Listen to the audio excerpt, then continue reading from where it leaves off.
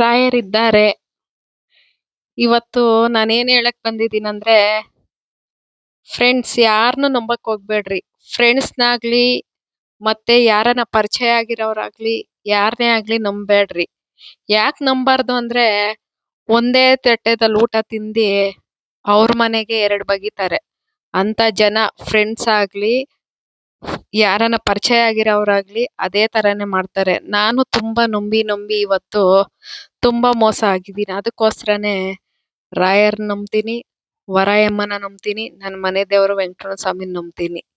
ನಾನು ಪೂಜೆ ಮಾಡೋ ಕಾಳಿಕಾ ದೇವಿನ ನಂಬ್ತೀನಿ. ಅಷ್ಟು ಬಿಟ್ರೆ ನಾನು ಮನುಷ್ಯರನ್ನ ಯಾರನ್ನೂ ನಂಬಲ್ಲ. ನಮ್ಮ ಕುಟುಂಬರನ್ನ ಮಾತ್ರ ನಂಬೋದು. ಇನ್ಯಾರನ್ನೂ ನಂಬಕ್ ಹೋಗಲ್ಲ. ಗೈಸ್, ಯಾರನ್ನೂ ನಂಬೇಡ್ರಿ.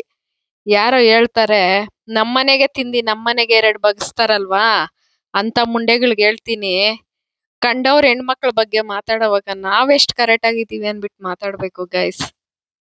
ಅವ್ರದೇ 100 ಇರುತ್ತೆ, ಇನ್ನೊಬ್ರ ಹೆಣ್ಮಕ್ಳ ಬಗ್ಗೆ ಮಾತಾಡಕ್ ಬರ್ತಾರೆ. ಅವರೇ ಸರಿ ಇಲ್ಲ.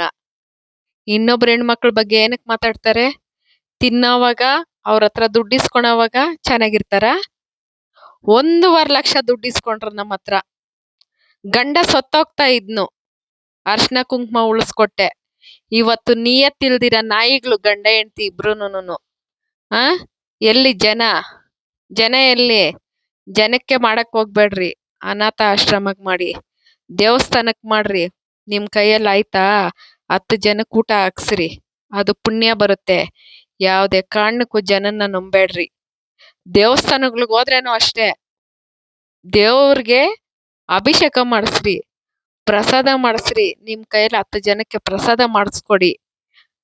ಅದು ಬಿಟ್ಟು ಪೂಜಾರಿಗಳ್ನು ನಂಬೇಡ್ರಿ. ಪೂಜಾರಿಲೂನು ತುಂಬಾ ಮೋಸಗಾರಗಳು. ನಾವು ತುಂಬಾ ದೇವಸ್ಥಾನಕ್ಕೆ ಹೋಗಿದೀವಿ. ಎಲ್ಲೋದ್ರೇನುನು ನಂಬಿಕೆ ದ್ರೋಹ ಮಾಡೋರೇ ಇದ್ದಾರೆ ಪೂಜಾರಿಗಳು ಕೂಡನು. ಮಾತಾಡೋದೆಲ್ಲ ಒಳ್ಳೆ ಮಾತುಗಳೇ. ಅವರು ಹೆಣ್ಮಕ್ಳನ್ನ ಇಟ್ಕೊಂಡಿದ್ದಾರೆ, ಅವ್ರ ಬಗ್ಗೆ ಮಾತಾಡಲ್ಲ. ಇನ್ನೊಬ್ರು ಹೆಣ್ಮಕ್ಳು ಏನನ್ನ ಫೋನಲ್ಲಿ ಇಲ್ಲ ಯಾವ್ದನ ಏನನ್ನ ಸ್ವಲ್ಪ ಆಗಿದೆ ಅಂತ ಅವ್ರಿಗೆ ಗೊತ್ತಾಗ್ಲಿ, ಊರೆಲ್ಲ ಹೇಳ್ಕೊಂಬರ್ತಾರೆ. ಅದೇ ಅವ್ರ ಹೆಣ್ಮಕ್ಳು ಅವ್ರ ಮನೇಲಿರೋ ಹೆಣ್ಮಕ್ಳಿಗೆ ಏನನ್ನ ಆದ್ರೆ ಅವ್ರು ಹೇಳ್ಕೊಂಬರಲ್ಲ. ಯಾಕೇಳಿ? ಅವ್ರು ಮಾತ್ರ ಸಾಚ, ಇನ್ನೆಲ್ಲಾರು ಬಿಟ್ಟಿರ್ತಾರೆ. ಆ ತರ ಮಾತಾಡ್ತಾರೆ ಜನ.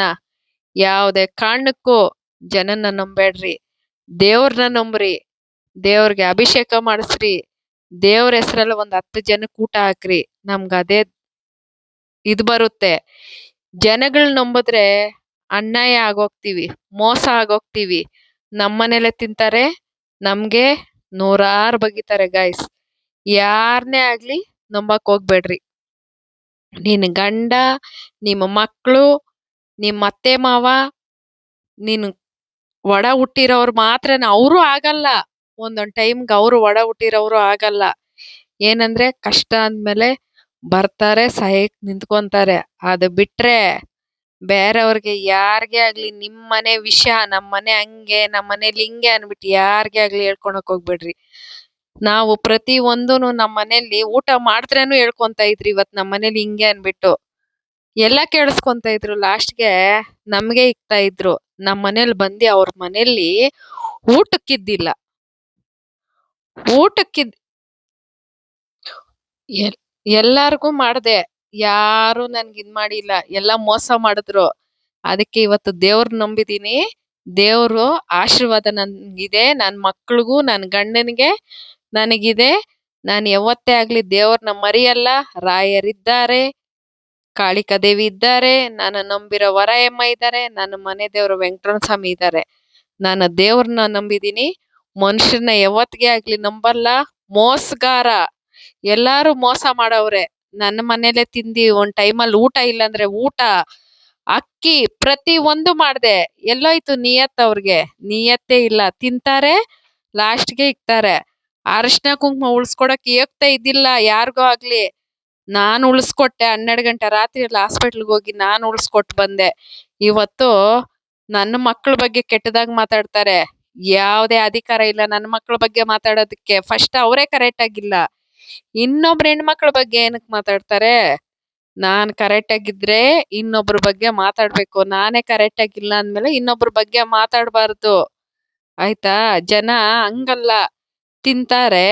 ಹಿಂದೆ ಹೋಗಿ ನಮ್ ಬಗ್ಗೆ ನೂರಾರು ಮಾತಾಡ್ತಾರೆ. ಗೈಸ್ ಯಾವತ್ತೇ ಆಗ್ಲಿ ಯಾರನ್ನು ನಂಬೇಡ್ರಿ. ದೇವ್ರನ್ನ ನಂಬಿ ದೇವ್ರ ಆಶೀರ್ವಾದ ಯಾವತ್ತಿಗೂ ಇರುತ್ತೆ. ರಾಯರಿದ್ದಾರೆ.